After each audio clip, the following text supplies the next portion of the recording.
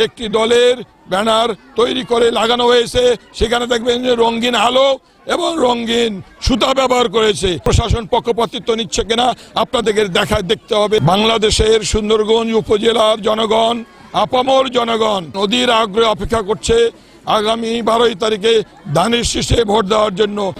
দর্শক, আমি এখন দাঁড়িয়ে আছি 29 গাইবান্ধা 1 সুন্দরগঞ্জ আসনে। আপনারা জানেন যে আগামী 12 ফেব্রুয়ারি ত্রয়োদশ জাতীয় সংসদ নির্বাচন অনুষ্ঠিত হচ্ছে।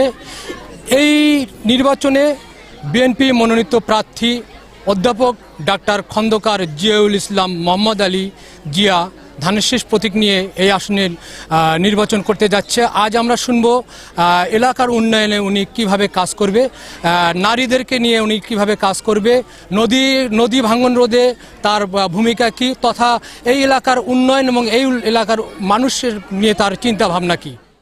ধন্যবাদ বাংলা ভিশন টেলিভিশনকে। আজকে আমরা দাঁড়িয়ে আছি এখানে 1 নং ব্রাহ্মণডাঙ্গা ইউনিয়নের সাতগিরি 4 নম্বর ওয়ার্ডের উঠান বৈঠকে শেষে আপনার সঙ্গে কথা বলছি। বাংলাদেশ জাতীয়তাবাদী দল বিএনপি জানেন একটি গণতান্ত্রিক দল, একটি বহুদলীয় গণতন্ত্রের পথ ভূমিকায় যে অবদান রেখেছেন শহীদ রাষ্ট্রপতি জিয়া রহমানের আদর্শে সেই দল, বেগম মরহুমা বেগম খালেদা জিয়া দল এবং আজকে আমাদের নেতা বাংলাদেশ জাতীয়তাবাদী দলের চেয়ারম্যান জনাব তারেক রহমানের নেতৃত্বে আমরা আশা করছি আগামী রাষ্ট্র গঠন হবে।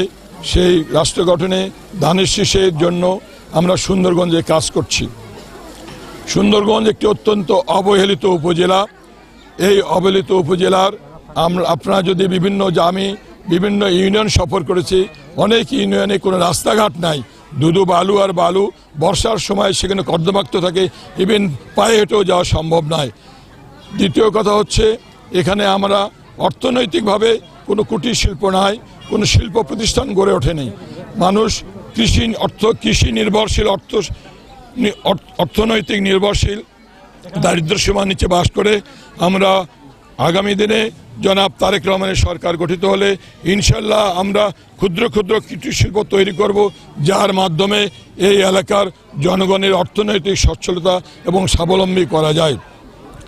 যেহেতু এগ্রিকালচার ভিত্তিক এখানে আমাদের অর্থনীতি, তার সঙ্গে আমরা অ্যাগ্রো ফুড রিসার্চগুলো আমরা যদি তৈরি করতে পারি, সেগুলি হলে ফ্যাক্টরি হলে তাহলে আমরা বিদেশে এবং আভ্যন্তরীণ চাহিদা মেটাতে পারবো, তাতে কর্মসংস্থানের সুযোগ হবে।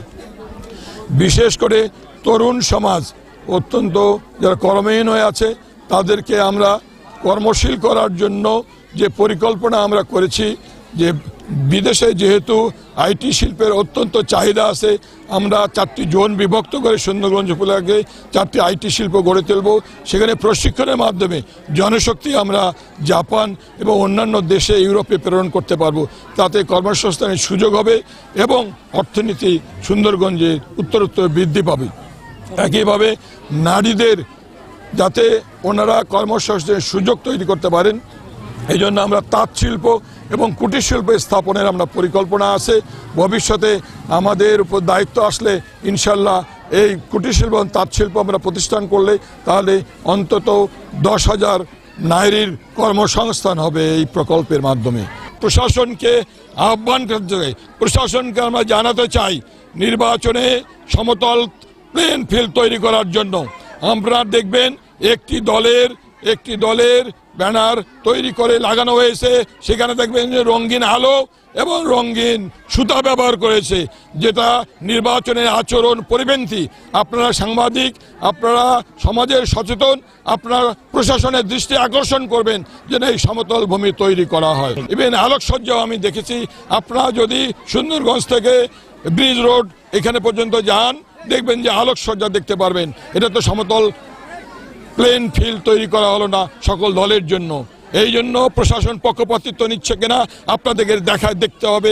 দেখার সমাজের সচেতন নাগরিক হিসাবে, সমাজের দর্পণ হিসাবে সাংবাদিক ভাইদেরকে আমি অনুরোধ করছি। বাংলাদেশের সুন্দরগঞ্জ উপজেলার জনগণ, আপামর জনগণ, নারী শিশু, ভদ্র মহিলা ভদ্র মহোদয়গণ অধীর আগ্রহে অপেক্ষা করছে আগামী 12 তারিখে ধানের শীষে ভোট দেওয়ার জন্য তারা অধীর আগ্রহে অপেক্ষা করছে।